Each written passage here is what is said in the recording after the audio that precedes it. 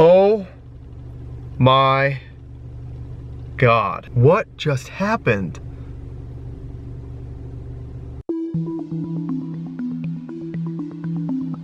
What's up, friends? It's Colin here on day 2 of my 30-day challenge to take on the perspective that I'm only going to potentially live for 3 to 6 months, basically acting that way. And each day I meditate on my death, and I also do one thing at least either uncomfortable or deeply fulfilling. And so when I originally started this challenge, I thought I had a couple things in mind that I really wanted to clean up with certain past friends of mine. In particular, this was like the biggest mistake or falling out that I've probably ever had in my life. I think it was the biggest mistake I could probably ever think of, and it's already day 2 and there's already been an opening to kind of start cleaning that up, and I'm very scared about it. The short of the story is I fucked up and I basically dropped some friends about 10 years ago or so, longer now, that I was really close friends with, and I just have just beaten myself up for it and so regretted it. You know, I sort of called them and I think I half-assed cleaned it up, and then we haven't talked since. This was like 6 years ago, and I don't remember what we talked about, and you know, it's been on the back of my mind, and it's really been something I think, you know, I've forgiven myself now, but in the past it really ate away at me. And after I started sharing this stuff on Instagram, basically one of the main ones that I wanted to clean up with, he reached out to me to a story I made and created this opening. And so now I'm going to reply to him and see if we can like link up or at least have a phone call. Yeah, we'll see how this goes.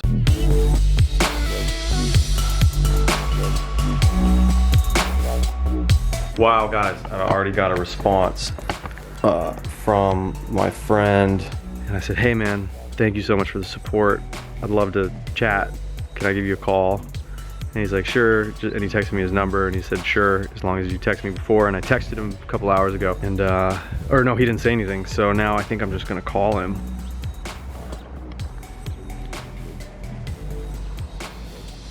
Fuck, I don't think he's gonna answer.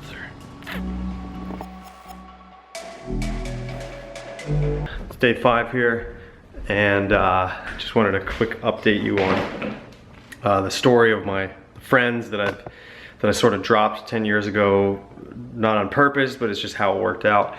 And I called one of them. I texted and called him on Friday. He didn't respond. It's Monday, and I texted him and said, hey, I hope you're doing great. It's been a while. I have something to clean up with you. If you're up for it, let me know when a good time for you to chat is this week. We'll see. I haven't gotten any response so far, so I just want to keep you updated.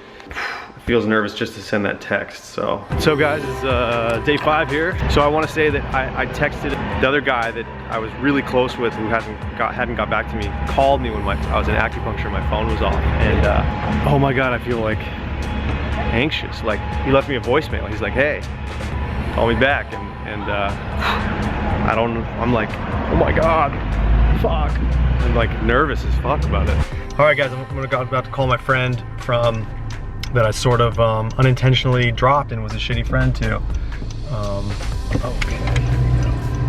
And I'm really nervous. Very nervous. All right, here we go.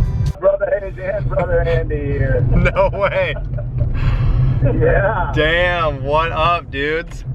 I feel like right now I'm actually I feel a little nervous right now, because I've just held on to this thing. One of them, a really big one, was like that was a shitty friend to you guys, and I'm like, I just first want to apologize for that, because I just dropped you guys, and it wasn't like intentional. There was 2 things that made me really buried that in my psyche, and I sort of made a story about it. The Shasta thing, like I didn't meet up with you guys at Shasta, and I sort of so there was a part of me that was like afraid of what would happen if we all, like, our houseboat and your guys' houseboat met, and like people didn't like each other, and it wasn't like a conscious thing, you know? And then the second was when you guys were gonna come up to see me. Yeah, that's fucking true. These are all things I barely remember until you mention them right now. You're tainting my nice memory of all of our good times. Are you fucking serious? That's so awesome to hear, dude. Really? You don't remember any of this stuff? Yeah, I hadn't remembered the name Jared in like 10 years, and I hadn't remembered Shasta Week in like 10 years.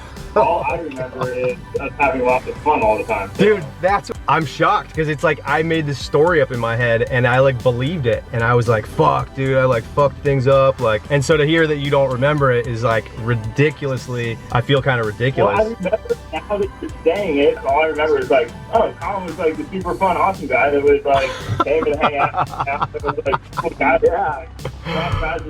I guess my real intention of telling you guys this is that coming down there and like meeting you guys and becoming such good friends with you so fast and like having such fucking good times, it was like, it changed my life. We did have some crazy good times, man. There are very few people that like really resonate as like a memory like that was fucking fun. And you're definitely one of those people for sure. You know, you are like up there with all of the like like on all of the above. I would not say that you have anything to apologize for or even be like feel bad about it. We had a fucking great fucking time. Where are you guys? You guys are in San Francisco, right? El Cerrito, like in the East Bay. Yeah, I live in the East Bay. Dude, wait, what? What? Okay, now I'm more mad that you live in El Cerrito and you haven't fucking gone to the city. Now I'm mad. Yeah. Dude, we should get together like soon.